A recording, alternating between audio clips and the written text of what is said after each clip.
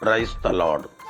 கிறிஸ்துவுக்குள் எனக்கு மிகவும் பிரியமான என் அன்பு சகோதர சகோதரிகளே, ஆண்டவராகிய இயேசு கிறிஸ்துவின் நாமத்தினாலே உங்களுக்கு மிகுந்த சமாதானமும் நல்ல சரீர சுக பலமும் இருதயத்திற்கு மிகுந்த ஆறுதலும் உண்டாவதாக என்று நான் உங்களை வாழ்த்துகிறேன்.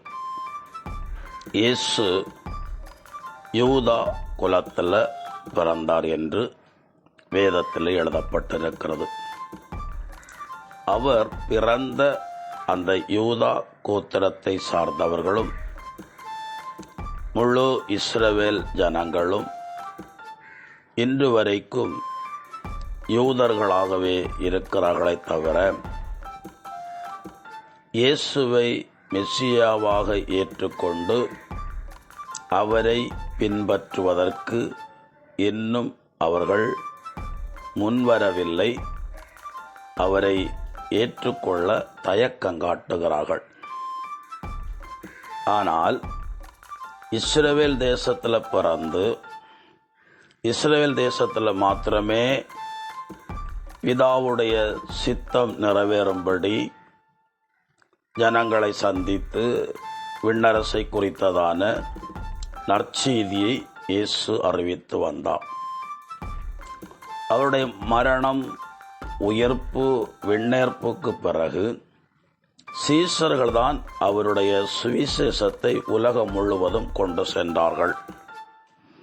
சீசர்களையும் அப்போஸ்தலர்களையும் அநேகம் பேர் யூதர்கள்தான். பெந்தைக்கோஸ்தே நாளிலே 120 பேர் மேல் வீட்டு அறையிலே ஜெபித்துக் கொண்டிருந்தார்கள். அவர்களில் 11 அப்போஸ்தலர்கள், அன்னை மரியாள் மற்றும் இயேசுவை விசுவாசித்த யூதர்கள் என்று சொல்லி எழுதப்பட்டிருக்கிறது.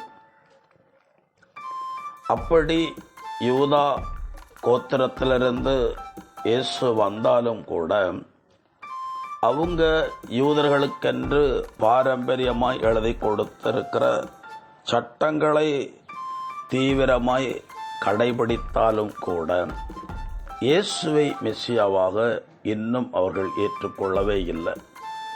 அப்படி யாராவது ஏற்றுக்கொண்டால் கூட அவர்களை துன்பப்படுத்துகிறார்கள். அவர்களை யூத குடும்பங்களுக்கு விலக்கி வைக்கிறார்கள். அதனால சிலரெல்லாம் இயேசுவை ஏற்றுக்கொண்டாலும் கூட அதை வெளிப்படையாய் காட்டிக்கொள்ளாமல் தங்களை யூதர்களைப் போலவே காண்பித்து கொண்டு அரசாங்க சலுகைகளை பெற்றுக்கொள்ளவாயிருக்கும் அல்லது சமாதானமான ஒரு வாழ்க்கை வாழ வேண்டும் என்பதற்காக இருக்கும் அவர்கள் இயேசுவை மெசியாவாய் ஏற்றுக்கொண்டதை வெளிப்படுத்தாமல் இருக்கிறார்கள். யூதா கோத்திரத்தில் பிறந்தும் இஸ்ரவேல் ஜனங்கள் நடுவிலே அவர் வாழ்ந்தும் இன்னும் அந்த இஸ்ரவேல் தேசத்தாரிலே அதிகமான பேர் இயேசுவை ஏற்றுக்கொள்ளாமல் இருக்கிறார்களே. அப்படி என்றால்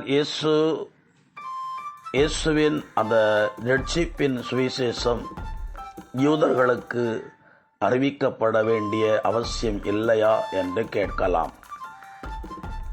ஒரு முறை கானானிய பெண் ஒருத்தி இயேசுவிடத்திலே வந்து தன் பிள்ளைக்கு சுகம் கொடுக்க வேண்டும் என்று கேட்டபோது, சிதறிப்போன இஸ்ரவேல் கோத்திரத்தார் இடையிலே நான் அனுப்பப்பட்டிருக்கிறேன் என்று சொன்னார். சீசர்களை பார்த்தும், நீங்கள் தூர தேசத்துக்கு ஒன்றும் போக வேண்டாம், சிதறிப்போன இஸ்ரவேல் ஜனங்களுக்கு விண்ணரசை குறித்த செய்தியை அறிவியுங்கள் என்று சொன்னார். அப்படி அறிவித்தும் கூட பெரும்பான்மையான இஸ்ரவேலர்கள், யூதர்கள் இன்றும் யூதர்களாகவே இருக்கிறார்களே தவிர இயேசுவை ஏற்றுக்கொள்ளாமல் இருக்கிறார்களே. அப்போ கடைசி வரைக்கும் அவங்க இயேசுவை ஏற்றுக்கொள்ளாமல் தான் இருப்பார்களா என்று நீங்கள் கேட்பீர்கள் என்றால், வேதத்தில் இப்படி எழுதப்பட்டிருக்கிறது. ரோமேயருக்கு எழுதின நிருபம் 11ஆம் அதிகாரம் 25 முதல் 27 வரை உள்ள இறைவார்த்தைகள். சகோதர சகோதரிகளே, நீங்கள் அறிவாளிகள் என கருதாதவாறு மறைபொருள் ஒன்றை உங்களுக்கு வெளிப்படுத்த விரும்புகிறேன். அதாவது பிற இனத்தார் முழுமையாக இறைவனிடம் வந்து சேரும் வரையில் தான் இஸ்ரேலில் ஒரு பகுதியினர் மழுங்கிய உள்ளம் கொண்டிருப்பர். பின்னர் இஸ்ரேல் இனம் முழுவதும் மீட்கப்படும். சீயோனிலிருந்து அவர் மீட்பராக வருவார். யாக்கோவில் தீயதனைத்தையும் போக்கிவிடுவார். நான் அவர்களுடைய பாவங்களை அகற்றி விடுவேன். அவர்களுடன் நான் செய்து கொள்ளும் உடன்படிக்கை இதுவே என்று மறைநூலில் எழுதியுள்ளது அல்லவா? இஸ்ரேல் ஜனங்களை குறித்தும் ஆண்டவர் ஒரு திட்டம் வைத்திருக்கிறார். அந்த திட்டம் எப்போது நிறைவேறும் என்றால், பிற இனத்தார் இயேசுவை அதிகமாய் அறிந்து ஏற்றுக்கொள்ளும் வரைக்கும் இஸ்ரவேல் ஜனங்கள் கொஞ்சம் கடின இருதயத்தோடு தான் இருப்பார்கள். ஆனாலும் அவர்களுக்கும் ரட்சிப்பு உண்டு என்று எழுதப்பட்டிருக்கிறது. ஒருவேளை நீங்கள் ரட்சிக்கப்பட்டவர்களாயிருக்கலாம். உங்களை சார்ந்தவர்கள் ரட்சிக்கப்படாதபடி உலக போக்கின்படி வாழ்ந்து கொண்டிருந்தால், இவர்கள் மனம் திரும்பாமலும் இயேசுவை ஏற்றுக்கொள்ளாமலும் பரிசுத்தமான ஒரு வாழ்க்கை விரும்பாமல் இருக்கிறார்களே என்று சொல்லி நீங்கள் அவர்களை குறித்து நம்பிக்கை இழக்க வேண்டாம். அவர்களுக்கு ஒரு குறிப்பிட்ட காலத்தை வைத்திருக்கிறார். அந்த காலத்தில் அவர்களை ஆண்டவர் தம்முடைய மந்தையிலே சேர்த்து கொள்வார். 28 வருடங்களுக்கு பிறகுதான் நான் இந்த ரட்சிப்பின் பாதையில் கடந்து வந்தேன். அதுவரை என் மனம் போன போக்கில்தான் கிறிஸ்தவன் என்றாலும் கூட கிறிஸ்துவுக்கும் எனக்கு எந்த ஒரு சம்பந்தமும் இல்லை என்று சொல்லக்கூடிய அளவுதான் என்னுடைய வாழ்க்கை இருந்தது.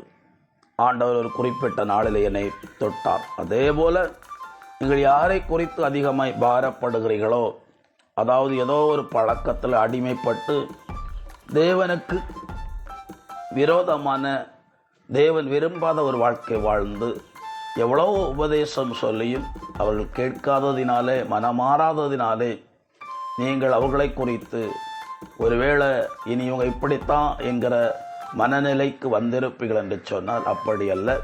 அவர்களுக்கு ஒரு குறிப்பிட்ட காலத்தை வைத்திருக்கிறார்.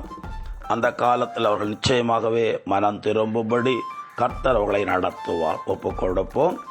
எங்களை அதிகமாய் நேசிக்கிற எங்கள் அன்பின் பரலோக பிதாவே, இந்த இறைவார்த்தைகளை கேட்கிற ஒவ்வொருவரையும் கர்த்தராகிய தேவன் தம்முடைய நீதியின் வலக்கரத்தினால் தாங்கும்படி ஒப்புக் கொடுத்து ஜெபிக்கிறேன். உங்கள் கரத்திலிருந்து வழிந்தோடுகிற அந்த இரத்தம் ஒவ்வொருடைய முரட்டு சுபாவங்கள் மாற அது அவர்கள் மீது தெளிக்கப்படும்படி நான் ஜெபிக்கிறேன். எல்லா தடைகளும் விலகட்டும். இயேசு கிறிஸ்துவின் பெயரால் ஜெபிக்கிறேன். ஜெபங்கேளும் ஜீவனுள்ள நல்ல பிதாவே, ஆமேன். God bless you. சமாதானம்.